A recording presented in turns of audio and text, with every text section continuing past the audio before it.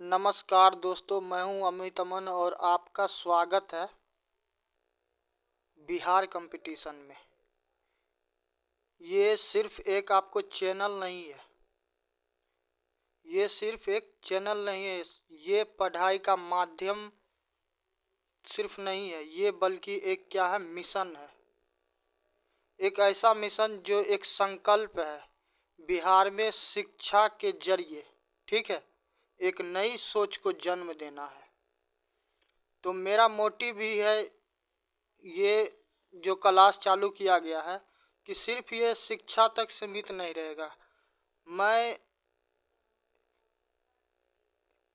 ये ये जो जितने भी आपको कार्यक्रम चल रहे हैं, ठीक है, इसका मेन मोटिव एक ही है कि बिहार में क्या हो, बदलाव हो शिक्षा के माध्यम से। और वो तमाम विद्यार्थी जो किसी भी कारणवश आर्थिक रूप से, सामाजिक रूप से, राजनीतिक रूप से या किसी भी रूप से यदि उन तक शिक्षा का पहुंच नहीं हो पाता है, तो उन तक मेरा कोशिश रहेगा कि उनको फ्री ऑफ कॉस्ट में, यानी कि मुफ्त में उन तक गुणवत्तापूर्ण शिक्षा पहुंच पाए और वो उनका लाभ उठा पाए। ठीक है,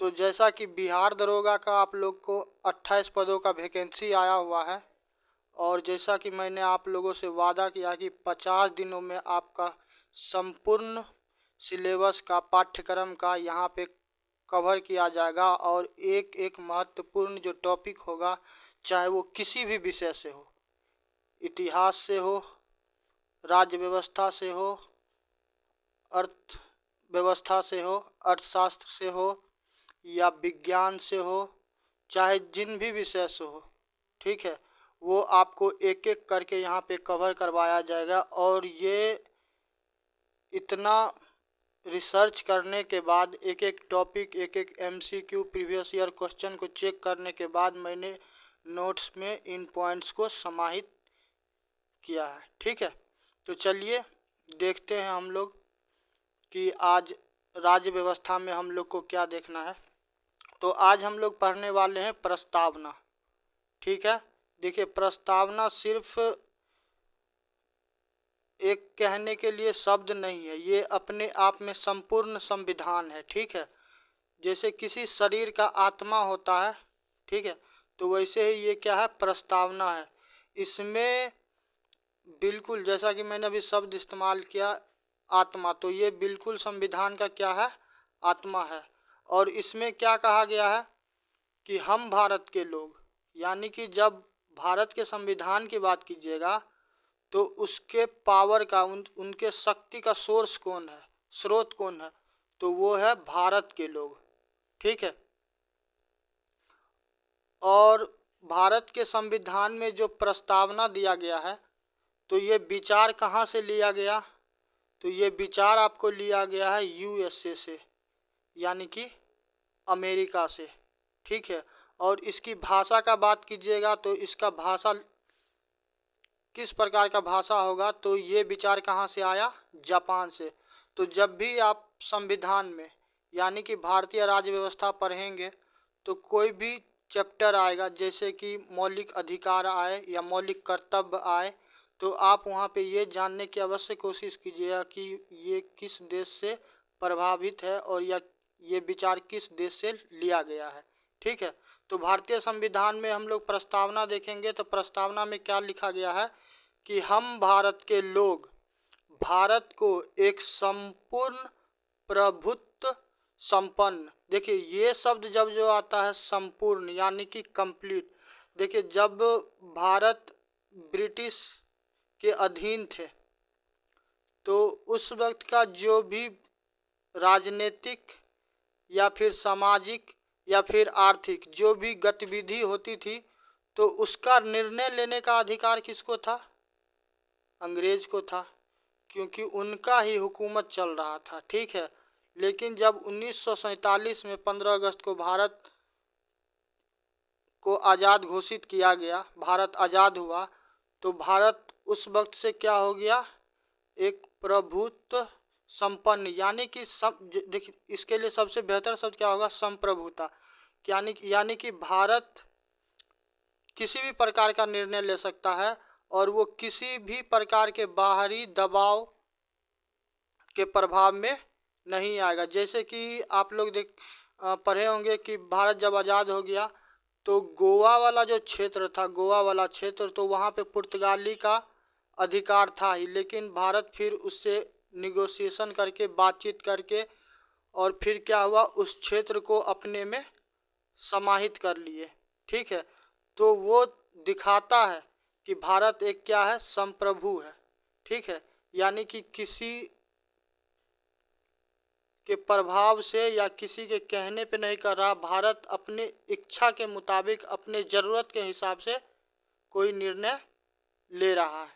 ठीक है, उसके आगे है समाजवादी। समाजवादी का तात्पर्य क्या है? समाजवादी शब्द जब देखिएगा तो आपको ये रूस से प्रभावित है। ठीक है, रूस का जो सरकार है वहाँ का मेन मोटो क्या है कि जो भी रूस के जो वासी हैं तो उनके कल्याण के लिए जो भी कार्य होगा, जो भी मूलभूत आवश्यकता होगा, वो पूर्ति कौन करेगा? वहाँ की सरकार। ठीक है, तो समाजवादी विचारधारा वहीं से आया। और ये पंथ निरपेक्ष देखिएगा तो पंथ निरपेक्ष वास्तव में भारत के संविधान में कहीं जिक्र नहीं किया गया था, लेकिन आपको वर्ष 1976 में जब 42वां संविधान संशोधन किया गया तो उस समय 3 शब्दों को इसमें जोड़ा गया। ठीक है, वो हम लोग आगे देखेंगे। लोकतंत्र शब्द का जब देखिएगा तो ये एक आपको देश है फ्रांस। ठीक है, तो वहाँ पे आपको ये विचारधारा था कि सरकार जो भी बनेगी तो वो सरकार में जो व्यक्ति आएंगे वो कौन होंगे? क्या वो राजा रजवाड़े होंगे, या फिर कोई विशेष प्रकार के शिक्षित व्यक्ति होंगे, या फिर कोई व्यापारी होंगे? तो इस प्रकार के विचार में द्वंद्व चल रहा था। तो फिर ये निर्णय लिया गया कि जो भी रूस के फ्रांस के रहने वाले हैं, जितने भी व्यक्ति हैं, तो उन सब का क्या हो, सहमति हो। ठीक है, तो सहमति हो, उसके बाद ही कोई व्यक्ति चुन के जाएगा और वो उनका क्या होगा, प्रतिनिधित्व करेंगे। ठीक है, उसके आगे देखिए, गणराज्य बनाने के लिए तथा इसके समस्त नागरिक को क्या करेंगे? सामाजिक। सामाजिक का तात्पर्य क्या है?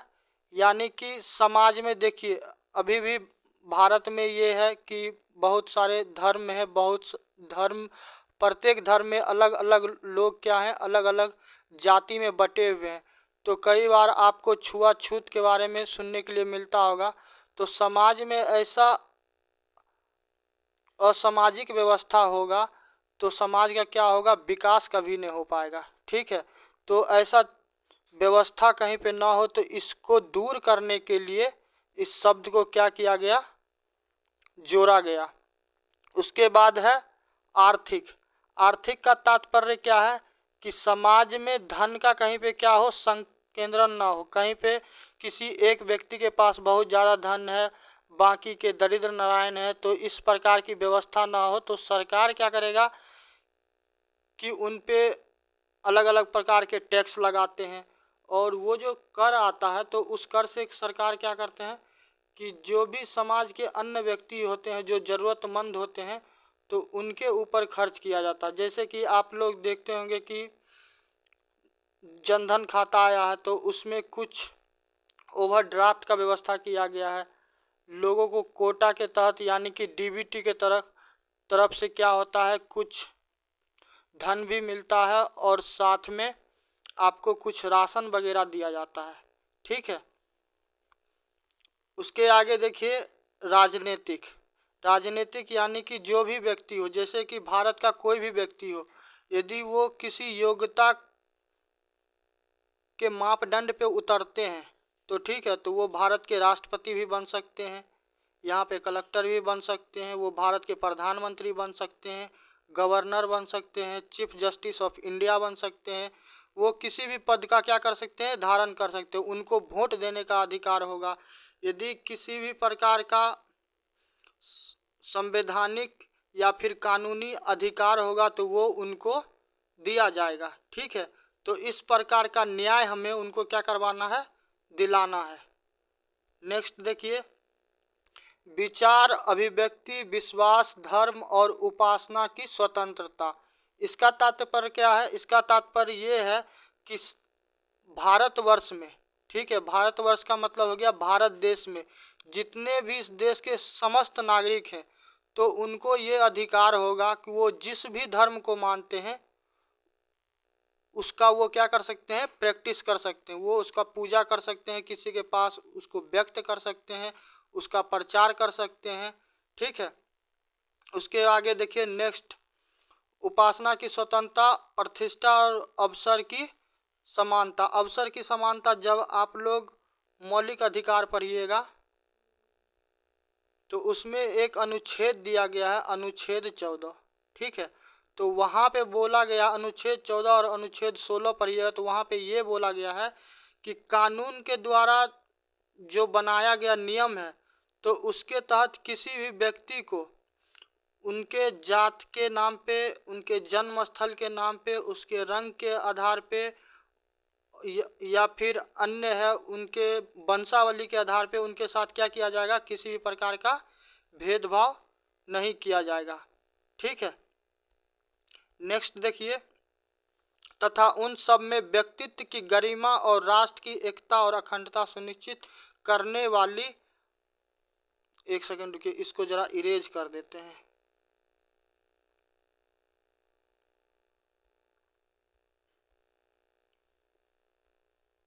देखिए गरिमा से तात्पर्य क्या है, यहाँ पे दिया हुआ गरिमा। तो गरिमा का तात्पर्य ये है कि कोई भी व्यक्ति है उसको स्वयं का विकास करने के लिए उनका सेल्फ रिस्पेक्ट का होना बहुत ज़रूरी है, सेल्फ एस्टीम का होना क्या है, बहुत ज़रूरी है। यदि किसी व्यक्ति को कोई बिना किसी कारण के यदि उनके साथ क्या किया जाता है, दुर्व्यवहार किया जाता है, तो उनको ये अधिकार है कि वो अपने सम्मान की रक्षा के लिए, ठीक है, अपने सम्मान की रक्षा के लिए कानून का दरवाज़ा क्या करे, खटखटाए, ठीक है। राष्ट्र की एकता और अखंडता, राष्ट्र की एकता और अखंडता का तात्पर्य क्या है? राष्ट्र की एकता और अखंडता का तात्पर्य ये है कि देखिए देश में जो इस देश के वासी हैं या फिर जो अन्य हैं जो इस देश के बाहर के भी हैं, तो वो इस देश में आते तो उनको कुछ ना कुछ अधिकार दिया जाता है, ठीक है। तो अधिकार क्योंकि एब्सोल्यूट नहीं है कि जिसको जो मन में आए वो करे, ठीक है। और राष्ट्र को तोड़ने का, यानी कि कोई भी ऐसा विचारधारा या गतिविधि नहीं हो जिससे क्या हो, राष्ट्र की एकता को नुकसान पहुँचे। तो इस प्रकार का जो भी विचारधारा हो तो उसको क्या किया जाए, दूर रखा जाए और राष्ट्र को एकजुट रखने का विचार अपने मन में, अपने जहन में संयोजित करके रखा जाए। तो इसका तात्पर्य यही है, ठीक है। बंधुत्व यानी कि भाईचारा, कई बार देखिएगा कि दो लोगों का विचार अलग अलग हो सकता है, ठीक है, मगर क्या होता है वो एक दूसरे को सुनते हैं और जहाँ पे भी विचार में कॉन्फ्लिक्ट होता, भेद होता, तो क्या करते हैं उस पर बात करते हैं ताकि क्या हो, एक बेहतर सुझाव या उसके लिए एक बेहतर रास्ता क्या किया जाए, ढूंढा जा सके, ठीक है। नेक्स्ट है, दृढ़ संकल्प होकर अपनी इस संविधान सभा को, संविधान सभा की बात कीजिएगा, जो प्रथम वीडियो हम अपलोड किए हैं तो उसमें आपको प्रॉपर हम बताएं कि संविधान सभा का निर्माण कैसे हुआ। 1934 में एम.एन. रॉय से कहानी शुरू होता है और 1773 के रेगुलेटिंग एक्ट होते हुए मार्ले मिंटो सुधार, रॉयल्ट एक्ट, ठीक है, ये होते हुए कैबिनेट मिशन प्लान होते हुए माउंटबेटन योजना आता है और लास्ट में क्या होता है, 1947 में भारत आज़ाद होता है, स्वतंत्र होता है। तो वहाँ तक जाने के बाद भी आपको 1950 में, ठीक है, 1950 में 26 जनवरी तक ये कहानी जाता है, फिर जाके ये संविधान सभा का बात क्या होता है, खत्म होता है। तो ये लंबा चौड़ा हो जाएगा। तो ये आप क्या कीजिएगा कि प्रीवियस ईयर जो पॉलिटी का पहला वीडियो है वहाँ पे आप जाके देख लीजिएगा, तो आपको संविधान सभा के बारे में क्या होगा, क्लियरिटी हो जाएगा, ठीक है। नेक्स्ट देखिए, देखिए संविधान का जो प्रस्तावना है, हम चाहते तो एक बार में आपको पढ़ के बोल देते और निकल जाते, मगर मेरा मेन मोटो है कि आप जब पढ़िए तो यहाँ पे आप ठगा हुआ महसूस नहीं कीजिए, ठीक है। एक एक शब्द आपके लिए इम्पोर्टेंट है, क्योंकि संविधान जब आप पढ़िएगा तो आपको प्रस्तावना यदि आपको याद है तो संविधान का समझ लीजिए 99% चीज़ आपको याद हो जाएगा, समझ में आ जाएगा, क्योंकि यही प्रस्तावना है, इसमें हर एक बात लिखा गया है और इसी को स्टेप बाय स्टेप और डिटेल में 22 भाग में क्या किया गया है, बताया गया है कि भारत का कार्यपालिका कैसा होगा, विधायिका कैसा होगा, ठीक है, यहाँ का न्यायिक व्यवस्था कैसा होगा। तो ये सारा का सारा चीज़ आपको भारत का संविधान में जो प्रस्तावना दिया गया है तो उसमें ही क्या किया गया है, लिखा गया है, ठीक है। नेक्स्ट देखिए, तारीख कितना है, 26 नवंबर 1949 ईस्वी, ठीक है। इस तारीख को क्या किया गया, इसको अंगीकृत किया गया, अधिनियमित किया गया और आत्मर्पित किया गया, ठीक है। ये देखिए, जैसा कि हम शुरू में आपको बोले हुए थे 1976 के बारे में कि 42वां संविधान संशोधन 1976 में हुआ, तो 42वां संविधान संशोधन 1976 में जो हुआ तो उसमें 3 शब्दों को जोड़ा गया हुआ था। एक तो था समाजवादी। समाजवादी शब्द देखिए भारत के संविधान में इनडायरेक्टली तो है, लेकिन कहीं लिखा गया हुआ नहीं था, लेकिन इसको क्या किया गया, जोड़ा गया। पंथ निरपेक्ष, पंथ निरपेक्ष को लेके कई बार विवाद होता है। देखिए भारत के संविधान में जो भी जरूरी शब्द है वो सारा लिखा गया हुआ था, मगर इंदिरा गांधी का जो सरकार था, ठीक है, तो उनके समय काल में क्या किया गया, 1976 में आपको 42वां संविधान संशोधन किया गया। और इस टाइम में कहा जाता है कि जब जो इमरजेंसी लगा हुआ था तो उस वक्त संविधान का बहुत ही ज़्यादा क्या किया गया, दुरुपयोग किया गया, मतलब सत्ता के लोभ में संविधान के साथ उस वक्त क्या किया गया, खिलवाड़ किया गया हुआ था, ठीक है। वैसे पंथ निरपेक्ष की बात कीजिएगा तो संविधान में तो पहले ही बोल दिया गया है कि जब आप अधिकार दे रहे हैं तो आप ना तो किसी का जात देख रहे हैं, ना धर्म देख रहे हैं, ना उनके जन्म के स्थल को देख रहे हैं, ना उसके रंग को देख रहे हैं, ना ही रूप को देख रहे हैं। जब ये सारा शब्द लिखा गया है और संविधान में मौलिक अधिकार में आपको क्या था, अनुच्छेद 14, अनुच्छेद 16, अनुच्छेद 15, अनुच्छेद 17, इस सब में बार बार ये कहा गया है कि किसी भी व्यक्ति के साथ किसी भी प्रकार का क्या किया जाएगा, भेदभाव नहीं किया जाएगा। तो इसके बावजूद जब ये पंथ निरपेक्ष शब्द जोड़ा गया तो इससे आप जोड़ने वाले के इंटेंशन, इरादे को समझ सकते हैं कि आखिर उन्होंने ये पंथ निरपेक्ष शब्द को क्यों जोड़ा, ठीक है। और कई बार क्या होता है कि कानूनी दाव पे जानने वाले क्या करते हैं कि कोर्ट में जाते हैं और वहाँ पे बोलते हैं जज साहब को कि माय लॉर्ड, जब ये चीज़ संविधान में लिखा हुआ ही नहीं गया, बताया ही नहीं गया, तो फिर इस पे क्यों विचार करना।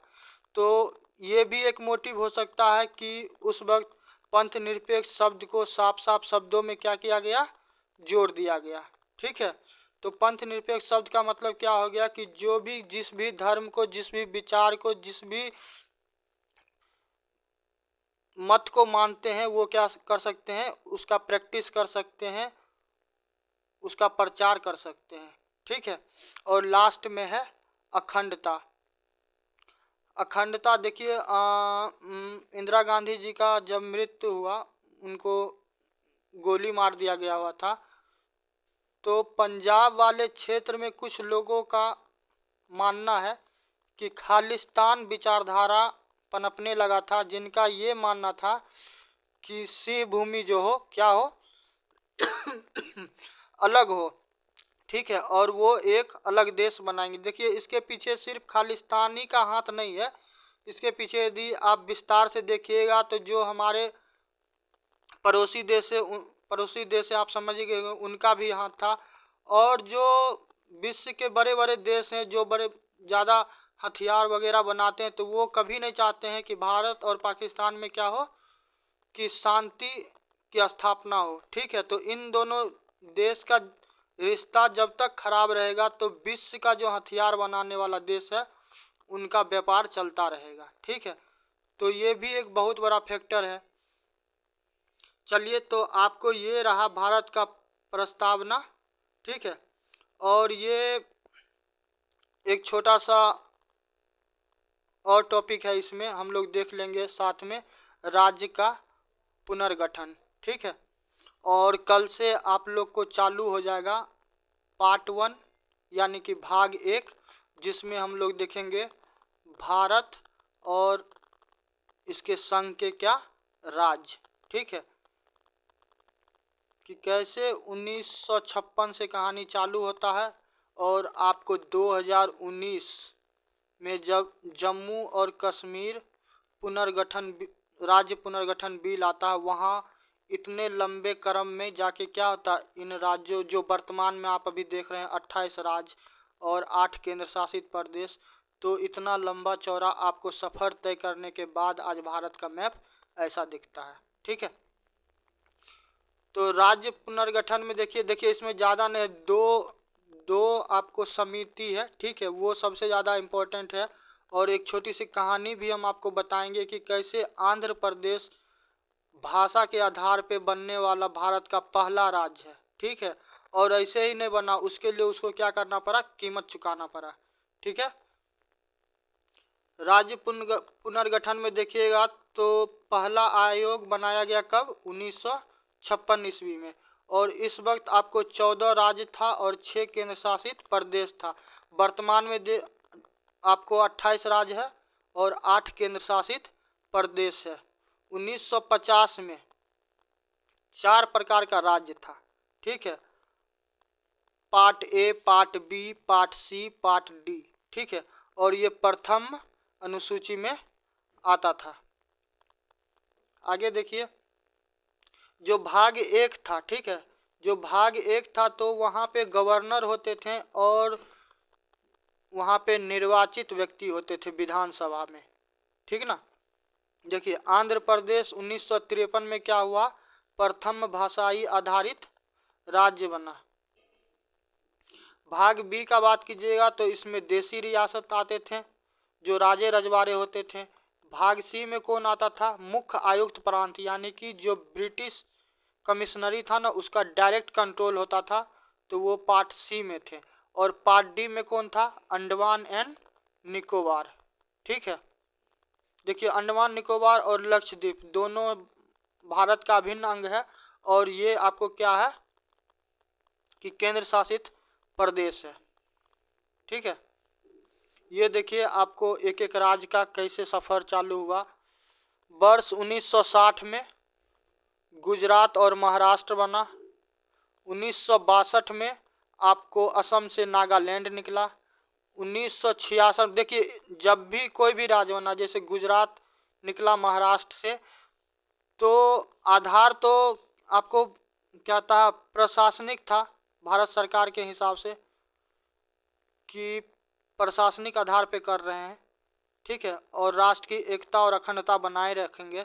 मगर वास्तविकता ये था कि सारे के सारे जितने बने वो बने किस चीज़ पे, भाषाई आधार पे। क्योंकि जब आप किसी एक व्यक्ति को किसी प्रकार का फेवर देते हैं, ठीक है, तो बाकी के जो लोग रहेंगे तो वो भी कहेंगे कि मुझे भी वो चीज़ चाहिए। और ऐसा हुआ कब से, जब जो आपको आंध्र प्रदेश बना उसके बाद ही ये कहानी चालू होता है, ठीक है। तो हर बार जो भी राज्य बना, जैसे हरियाणा बना तो हरियाणा राज्य पुनर्गठन बिल आया, ठीक है।